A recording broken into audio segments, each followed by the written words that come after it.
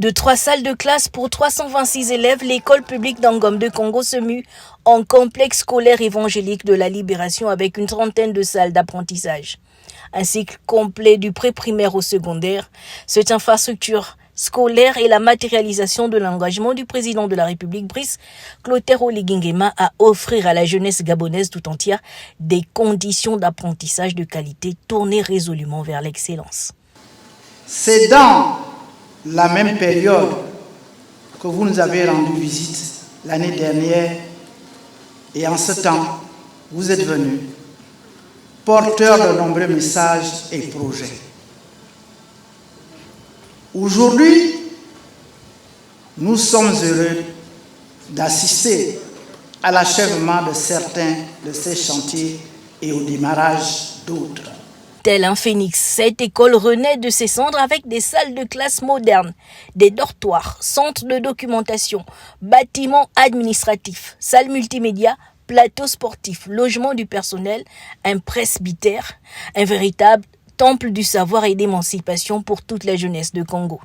Ce chantier s'inscrit dans la plus grande dynamique de reconstitution du Gabon, dans un esprit solidaire, de concorde et de fraternité fidèle aux valeurs de notre hymne national. L'inauguration de cet univers scolaire est la manifestation du véritable amour du prochain. La communauté chrétienne évangélique exprime, à travers le pasteur président, sa gratitude. Cette œuvre nous enseigne aisément que la foi seule transcende les dogmes et les clivages religieux. Elle n'a pas de visage, des visages dénominationnels, mais juste une force du bien qui nous rapproche de Dieu pour le bien de chacun de ses enfants.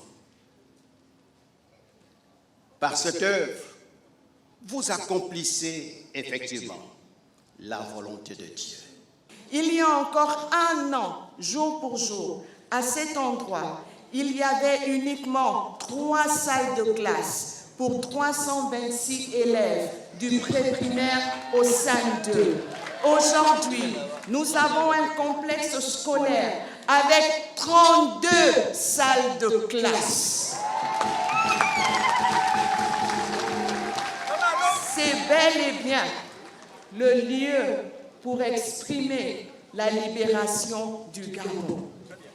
Et ce lieu continuera de libérer les Gabonais parce que la connaissance libère. À cette cérémonie, les plus hautes autorités de notre pays prônent l'éducation et la formation comme piliers du développement. Ce développement inclusif passe par l'accès équitable à une éducation de qualité sur l'ensemble du territoire afin de relever les défis de l'heure.